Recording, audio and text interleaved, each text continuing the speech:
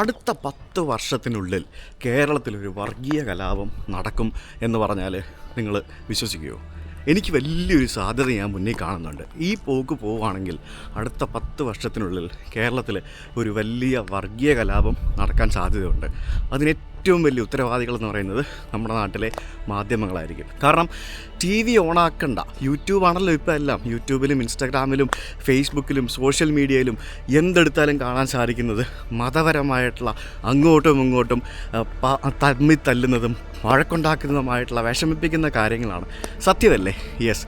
ഞാൻ ഇന്ന് മുതൽ നമ്മുടെ സുജിത് ഭക്തൻ എന്ന് പറഞ്ഞ ചാനലിൽ വോക്ക് ടോക്സ് എന്നും പറഞ്ഞുകൊണ്ട് ചെറിയൊരു എന്താ പറയുക സീരീസ് ചെയ്യാൻ തീരുമാനിച്ചിരിക്കുകയാണ്.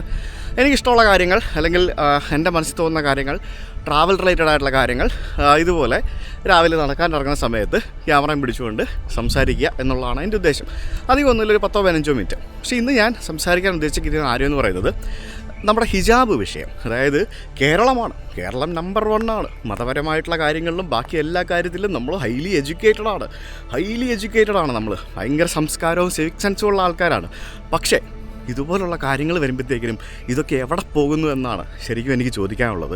ഭയങ്കര വിഷമിപ്പിക്കുന്നൊരു കാര്യമാണ് ഞാൻ ഈ കഴിഞ്ഞ ദിവസങ്ങളിലായിട്ട് വാർത്തകളിലും മറ്റുമൊക്കെ കാണുന്നത്. എൻ്റെ പോയിൻ്റ് ഓഫ് വ്യൂ ആണ് ഞാൻ പറയാൻ പോകുന്നത്. ഞാൻ 2 സ്കൂളുകളിൽ പഠിച്ചിട്ടുണ്ട്. ഞാൻ എൻ്റെ LKG UKG ആ ഒരു കാലഘട്ടം മുതൽ 4ാം ക്ലാസ് വരെ പഠിച്ചത് കിടങ്ങന്നൂർ എന്ന് പറഞ്ഞ സ്ഥലത്ത്, എൻ്റെ പത്തനംതിട്ട ജില്ലയിലുള്ള ഒരു ശ്രീ വിജയാനന്ദ വിദ്യാലയ എന്നും പറഞ്ഞുകൊണ്ട് ഹിന്ദു സന്യാസിമാർ നടത്തുന്നൊരു സ്കൂളിലാണ് ഞാൻ പഠിച്ചത്. അപ്പോൾ ആ സമയത്ത് നമ്മൾ സ്കൂളിൽ പോകുമ്പോഴത്തേക്കിനും ഹിന്ദു പ്രാർത്ഥനകളും അതേപോലെ തന്നെ ഭഗവത്ഗീത അങ്ങനെയുള്ള പല സംഭവങ്ങളും വായിക്കുക, അങ്ങനത്തെ പല പരിപാടികൾ, പിന്നെ അങ്ങനത്തെ കുറേ സംഭവങ്ങളൊക്കെ ഉണ്ടാവും. അതിനുശേഷം 5ാം ക്ലാസ് മുതൽ 12ാം ക്ലാസ് വരെ ഞാൻ പഠിച്ചത് മർത്തോമ സഭയുടെ കീഴിലുള്ള saint Thomas higher secondary school കോഴഞ്ചേരിയിലാണ്. അപ്പോൾ അത് ഒരു ഗവൺമെൻറ് എയ്ഡഡ് സ്കൂളാണ്. അതിന് ശമ്പളം കൊടുക്കുന്ന ഗവൺമെൻറ്റാണ്. പക്ഷേ ഞാനവിടെ പോകുമ്പോഴത്തേക്കിനും എല്ലാ ദിവസവും രാവിലെ നമ്മളുടെ റൂട്ടീൻ എന്ന് പറയുന്നത് രാവിലെ ഒരു കൊയർ ഉണ്ടാവും, പ്രാർത്ഥനയുണ്ടാവും, ക്രിസ്ത്യൻ സോങ്സ് ആയിരിക്കും അവർ പാടുന്നത്. അതിനുശേഷമാണ് ക്ലാസ് ആരംഭിക്കുന്നത്. പിന്നെ വൈകിട്ട് നാഷണൽ ആന്തത്തോടുകൂടി നമ്മുടെ ക്ലാസ് പിരിയും. അങ്ങനെയാണ് സംഭവങ്ങൾ നടക്കുന്നത്. അപ്പോൾ എന്താ എനിക്ക് പറഞ്ഞുകൂടെ? ഞാൻ ഒരു ഹിന്ദുവായ എനിക്ക് ക്രിസ്ത്യൻ പ്രാർത്ഥനകൾ കേൾക്കാനോ പാടാനോ അല്ലെങ്കിൽ അതിനിരിക്കാനോ താല്പര്യമില്ല എന്ന് വേണമെങ്കിൽ എനിക്ക് പറഞ്ഞുകൂടെ? ഞാൻ പറയാണ്. ഇപ്പോൾ ഇങ്ങനെയൊക്കെ പോയി കഴിഞ്ഞാൽ നാളെ അങ്ങനെയൊക്കെ പല കാര്യങ്ങളും നാട്ടിലെ ആളുകൾ പറയും. അത് വലിയൊരു പ്രശ്നമാണ്. പക്ഷെ എന്താ എനിക്ക് പറഞ്ഞുകൂടെ?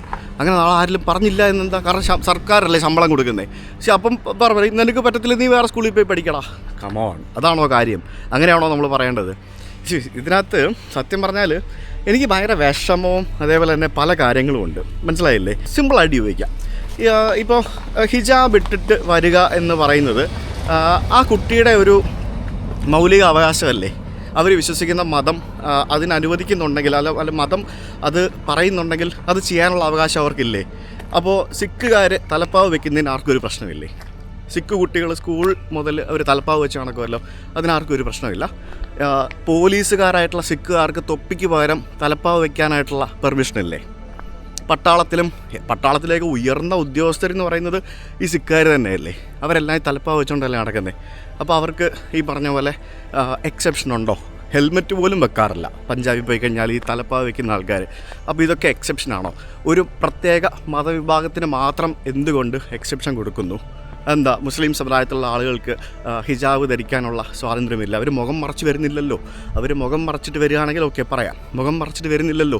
വിദേശ രാജ്യങ്ങളിൽ പോകുമ്പോഴത്തേക്കിനും നമുക്ക് കാണാം കുട്ടികൾ ഹിജാബ് ധരിച്ച് സ്കൂൾ യൂണിഫോം ഇട്ടിട്ട് സ്കൂളിൽ പോകുന്നത്. നമുക്ക് മുസ്ലിം കൺട്രീസിലല്ല ഞാൻ പറയുന്നത്, മുസ്ലിം കൺട്രീസ് അല്ലാത്ത സ്ഥലങ്ങളിൽ, even I have seen it in UK, Europe, അങ്ങനെ പല സ്ഥലങ്ങളിലും നമ്മൾ കണ്ടിട്ടുണ്ട്. മുസ്ലിം വിശ്വാസികളായിട്ടുള്ള ആൾക്കാർ, കുട്ടികൾ, അവർ ഹിജാബ് ധരിച്ചുകൊണ്ട് അവർ സ്കൂളിൽ പോകുന്നത് കണ്ടിട്ടുണ്ട്. അതേപോലെ നമുക്ക് പൈലറ്റുമാർ, അവരുടെ യൂണിഫോമിൻ്റെ ഭാഗമല്ല ഹിജാബ്, അവർ ഹിജാബ് ധരിച്ച് പോകുന്ന നമുക്ക് കാണാൻ സാധിക്കും. UK പോയി കഴിഞ്ഞാൽ, യൂറോപ്പിലൊക്കെ പോയി കഴിഞ്ഞാൽ ഹോസ്പിറ്റൽസിൽ വർക്ക് ചെയ്യുന്ന നേഴ്സുമാർ, അവർക്ക് വേറെ തൊപ്പിയുണ്ടാവും, പക്ഷെ അവർ മുസ്ലിം വിശ്വാസികളാണ്, അവർ ഹിജാബ് ധരിച്ചു പോകുന്ന കാണാൻ സാധിക്കും.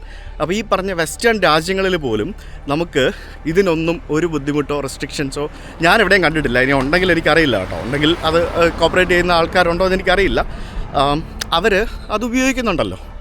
അപ്പോൾ പിന്നെന്താ നമ്മുടെ ഈ കൊച്ചു കേരളത്തിൽ എന്താണ് ഇതിന് മാത്രം അസഹിഷ്ണുത എന്ന് സത്യം പറഞ്ഞു കഴിഞ്ഞാൽ എനിക്ക് മനസ്സിലാവുന്നില്ല.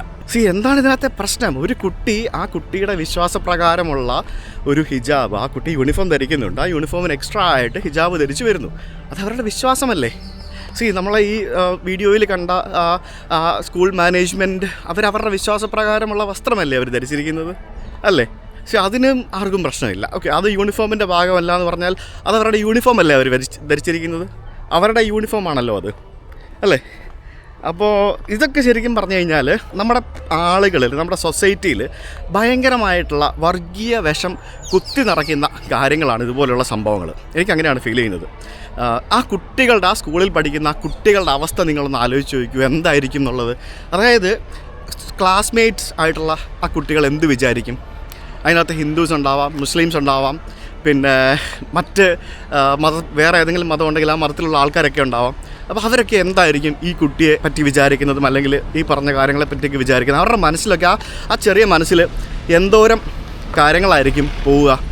എൻ്റെ ഒരു അറിവ് പ്രകാരം ഈ ഹിജാബ് എന്ന് പറയുന്ന സംഭവം ധരിച്ചു തുടങ്ങുന്നത് ഈ പെൺകുട്ടികൾ മെൻസ്ട്രുവേഷൻ ആകുന്ന പ്രായത്തിലാണെന്നാണ് എൻ്റെ ഒരു അറിവ്. അപ്പോൾ ആ കുട്ടി ഇപ്പോൾ ഹിജാബ് ധരിക്കാൻ തുടങ്ങിയത് അത് മെൻസ്ട്രുവേഷൻ ആയിട്ടുണ്ടാവാം, അല്ലെങ്കിൽ അതിനുള്ള സമയമായിട്ടുണ്ടാവാം. ചെറിയ കുഞ്ഞു കുട്ടികൾക്ക് ഹിജാബ് ധരിക്കുന്നില്ലല്ലോ, അവരൊരു പർട്ടിക്കുലർ പീരീഡ് കഴിഞ്ഞിട്ടല്ലേ ഇത് ധരിച്ചു തുടങ്ങുന്നത്.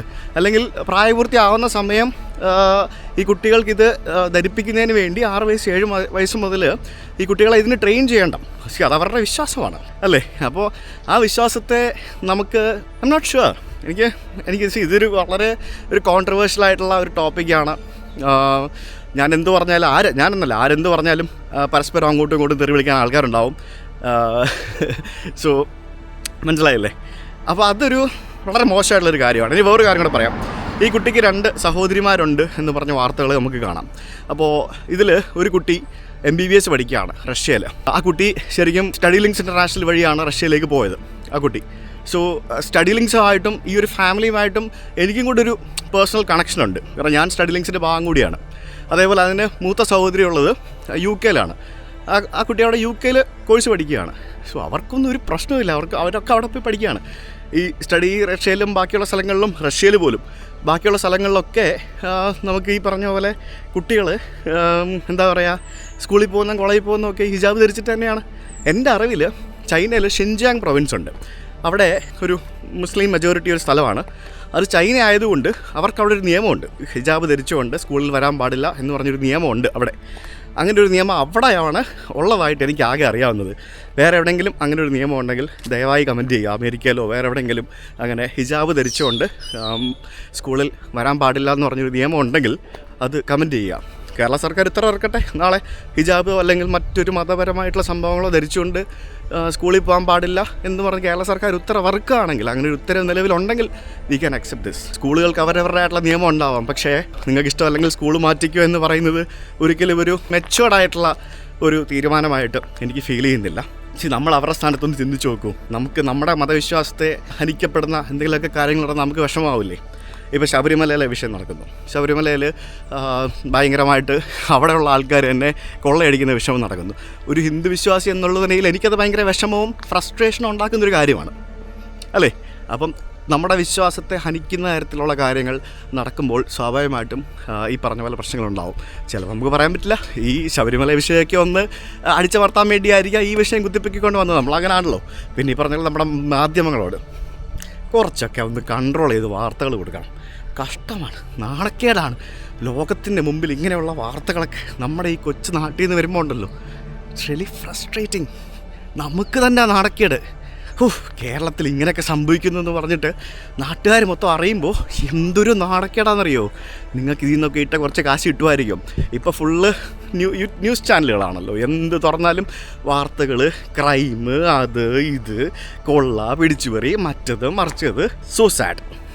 കേരളം സത്യം പറഞ്ഞാണല്ലോ, കേരളം ഭ്രാന്താലയമായി മാറിക്കൊണ്ടിരിക്കുകയാണെന്ന് നമുക്ക് പറയേണ്ടിയിരിക്കുന്നു. ഞാൻ പറഞ്ഞില്ലേ, ഫസ്റ്റ് പറഞ്ഞ പോലെ തന്നെ ഇങ്ങനെ പോവുകയാണെങ്കിൽ അടുത്തൊരു 10 വർഷത്തിനോടൊക്കെ വീണ്ടും ഒരു വർഗീയ കലാപം കേരളത്തിൽ അടക്കമുള്ള എല്ലാ സാധ്യതകളും ഞാൻ കാണുന്നുണ്ട്. I M so sorry for it.